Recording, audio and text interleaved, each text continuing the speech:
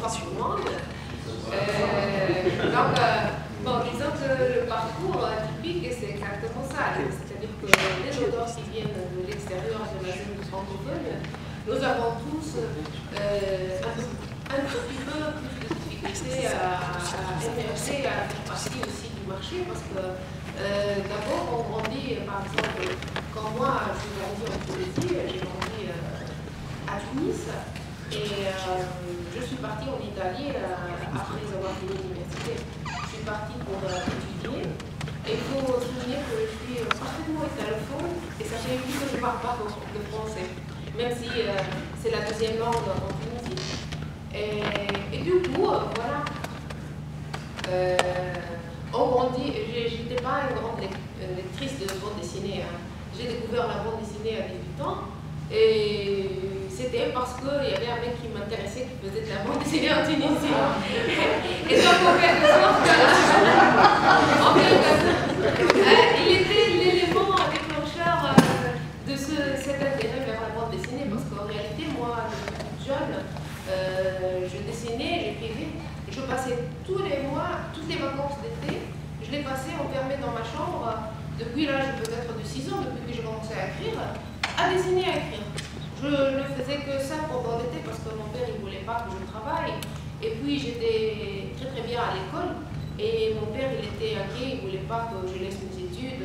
Et je travaille pendant l'été parce que voilà, à la rentrée je serais crevée. Et puis j'étais très jeune.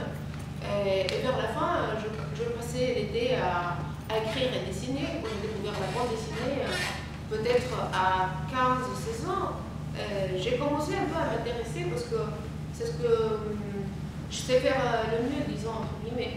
Dessiner, écrire, donc la bande dessinée, principalement, c'était le texte et l'image.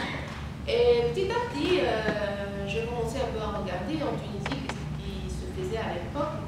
Il faut dire que, voilà, c'était pas fameux. On n'avait pas beaucoup de bandes dessinées, ni de librairies, et tout à l'heure, c'est encore moins.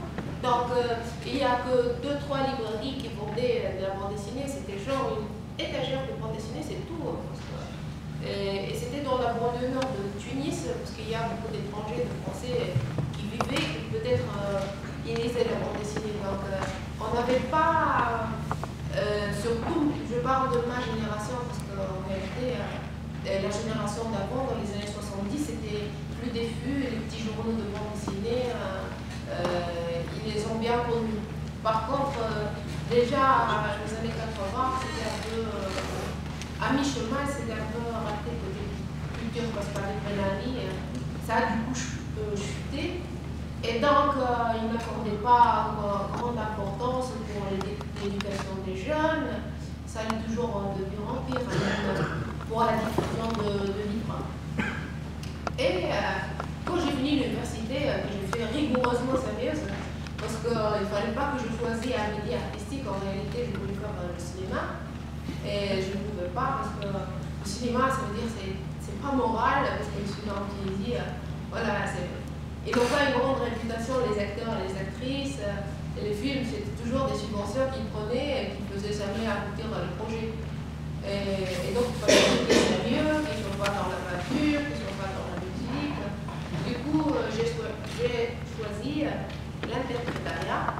Et ayant commencé déjà très jeune à étudier l'italien, j'étais parfaitement dans mon élément.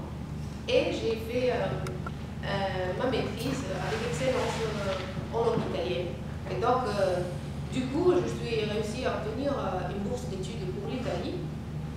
Et quand je suis allée en Italie, j'ai dit, bon, écoutez, je trouve que c'est un pays extraordinaire. On mange très très bien. Et les mecs, ils sont super chouettes. Et donc, du coup, j'ai décidé vraiment de m'installer. Et voilà, et je me suis installée, c'était en 2006 que j'ai commencé à fréquenter, disons, le master en Italie. Et je me suis installée à Milan après, plus tard, parce que j'ai commencé dans une petite ville à côté de Milan, une ville universitaire. Et après, j'ai commencé à Milan à faire l'école de bande dessinée. Entre-temps, pour la bande dessinée, j'ai déjà commencé à cause du monsieur là, le Tunisien, donc j'étais un peu platoniquement amoureuse en fait. À 18 ans, j'ai commencé à dessiner ma bande dessinée, ma première bande dessinée. Et j'étais autodidacte, complètement livrée à moi-même. J'ai jamais fait de cours de beaux-arts. Donc, c'était un peu chercher à émerger dans la foule, ce qui n'était pas très difficile pour la Tunisie, parce que si on voit le niveau des travaux qui se faisaient à l'heure, les publications, c'était pas vraiment, disons, c'était pas des Blueberry et des 13. Et donc, c'était même pas Mickey, donc c'était encore un peu.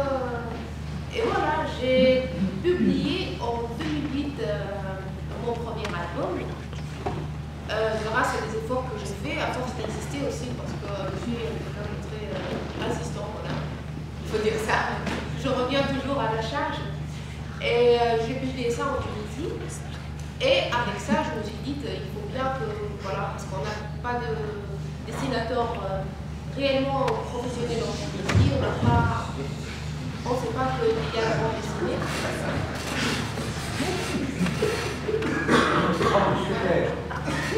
Oui, voilà. Les quatre, voilà.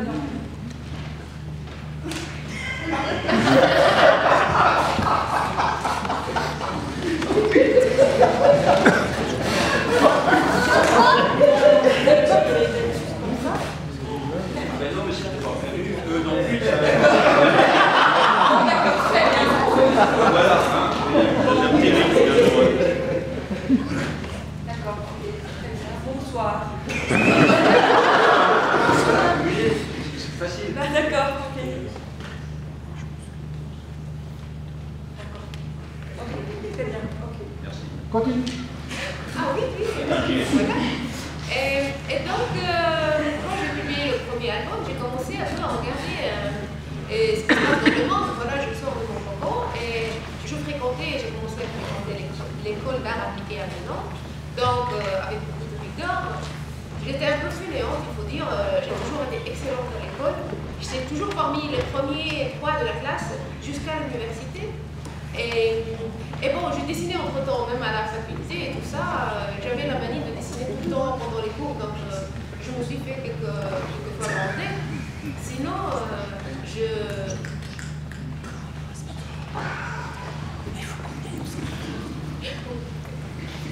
Et donc, du coup, quand j'ai fait l'école de bande dessinée, je travaillais et je faisais l'école, des cours de soir. Et très souvent, je m'absentais, mais bon, j'essayais d'être plus active.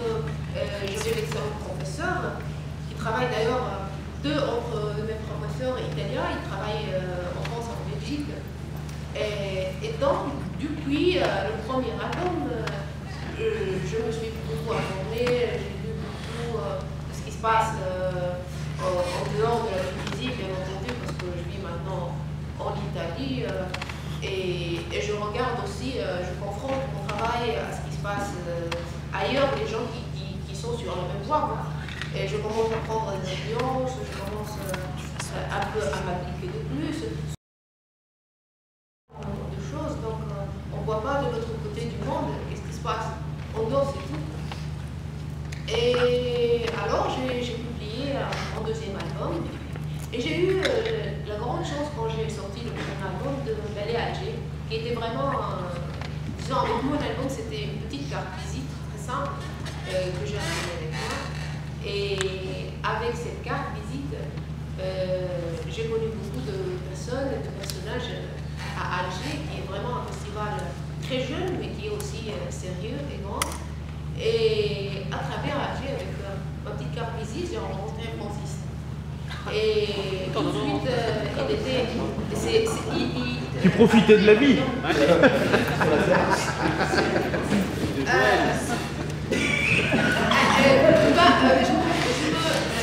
ne me souviens pas des détails. Pour être sincère, il y a des... De toute manière, ce qui m'a beaucoup tout de suite, parce que je ne savais pas c'était qui, en réalité je ne m'intéresse jamais à ce qui sont les personnes, parce que je juge qu'une personne, elle ne doit pas appartenir, elle ne doit pas être considérée pour son poste ou son social, ou le métier qu'elle fait, ou le statut symbole qu'elle représente, plutôt pour ce qu'elle est. Et donc, partant de ce point, je pense qu'une personne qui est surtout se présente très gentiment, une personne aussi qui a l'intelligence, la sensibilité humaine vers les autres, c'est ça ce qu'il faut considérer. Est-ce que j'ai personnellement, voilà, j'aime pas trop faire des genre être trop mielleuse, mais bon, avec Francis, tout de suite, je me suis très bien retrouvée. Parce que vraiment, c'est une personne, l'une des très rares, parce que j'ai rencontré aussi d'autres personnes, mais elles sont rares, d'une gentillesse extrême, d'une aussi... Ça va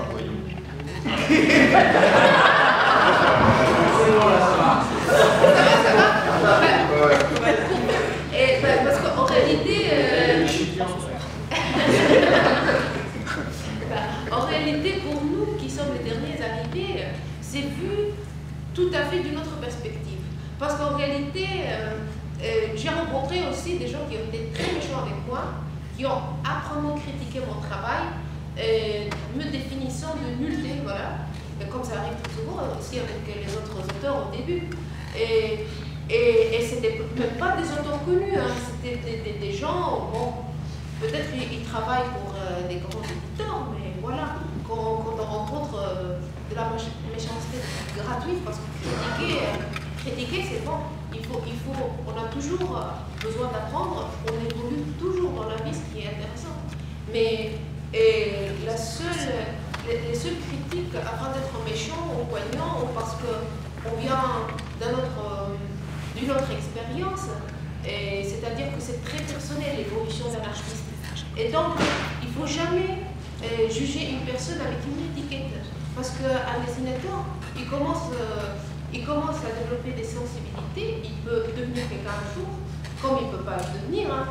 Mais il ne faut jamais croire que, voilà, quand on est arrivé, personne, même pas les plus grands, ils arrivent disons, au top, voilà.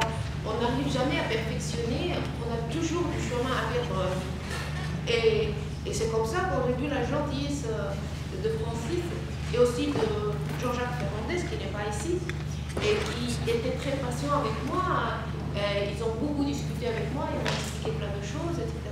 Donc c'était vraiment quelque chose qui m'a poussé à travailler, à me remettre toujours en question, bien entendu, et surtout à améliorer mon travail et à pouvoir, bien sûr, travailler pour d'autres projets, travailler pour l'étranger.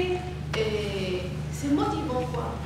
Et l'amitié avec Francis, elle allait, disons, en parallèle avec l'évolution que j'essayais d'appliquer dans mon travail, la rigueur, ne plus m'absenter à l'école de bande dessinée, parce que je m'absentais trop, parce que j'étais très absorbée par le travail, un peu de paresse, quoi. Et puis à la fin, je suis parvenue à faire des petites choses ailleurs, et surtout sortir mon tome 2 de la bande dessinée l'année dernière, que j'ai fait, disons, grâce à mes efforts personnels, parce que je n'ai pas fait comme Joël le crowdfunding. Plutôt, j'ai trouvé des accords avec l'imprimeur, j'ai pris, disons, en charge ma propre édition, et depuis, j'élabore des projets, je fais des petites choses, bien sûr, parce que quand même pour disons les gens comme nous qui travaillent en solo et qui viennent d'autres réalités, même si bon, maintenant moi je vis depuis 8 ans en Italie, donc je vis en Europe, je vois ce qui se passe, je fréquente le festival et tout ça. Quand même, il y a toujours un background différent, il y a toujours un enseignement différent, il y a toujours une vision différente des choses. On ne vit pas tout à fait de la même manière, c'est proche, c'est l'expérience artistique avec les autres collègues est proche, mais bon, il y a toujours des petites nuances et on essaie de perfectionner.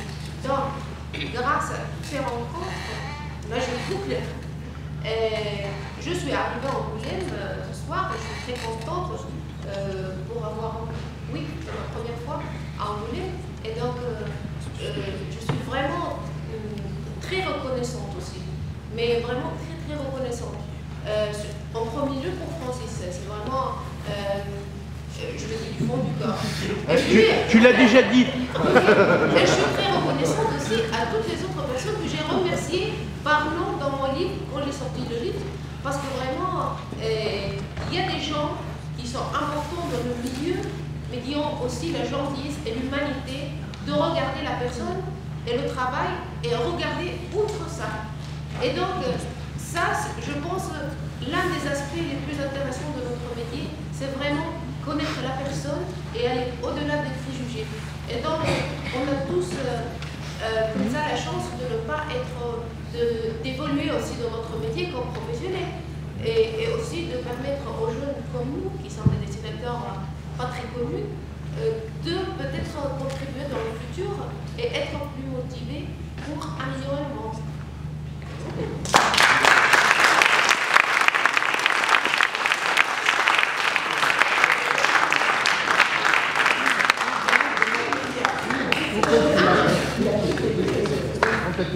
Ah bah oui, qu'est-ce que c'est ça? Ah d'accord. Ah oui. Ah oui. Pourquoi c'est là? Et pourquoi c'est là? Mais on a quoi? Il y a reçu, il y en a pas, non? Non mais ça c'est un nom. Ah, on fait ça. Ah oui, ça c'est pour... voilà, je fais deux minutes. Et donc ça c'est une planche que je donne avec un grand plaisir au musée. Parce que, bon, je ne sais pas, en tant qu'artiste, je peux donner que des dessins. Et donc, moi je dessine avec grand plaisir et je le fais vraiment parce que j'aime bien. Donc je ne sais pas, genre, je fais comme ça un dessin quelconque. Et du coup, c'est une planche que j'ai choisie de mon prochain projet qui est en train d'être publié en ligne. Parce que, bon, vu tout ce que j'ai raconté, vous avez compris que l'accès aux grands éditeurs, c'est pas simple pour personne. Donc, on doit bosser en solo. Il faut toujours insister. Et bon, il faut croire vraiment en ce qu'on fait. Et moi, j'ai ce projet qui est très actuel et qui parle vraiment de mon pays, en relatant ça à tout ce qui se passe dans le monde, en ce monde à propos de tout le discours terrorisme, le discours du fanatisme, le changement de l'équilibre des pouvoirs pour le monde. Et cette planche, voilà, c'est mon très petit cadeau, mais vraiment du fond du corps. Je suis contente de le voir affiché ici à Angoulême. Même, je ne sais pas si je reviens encore, mais je suis contente quand même. Voilà.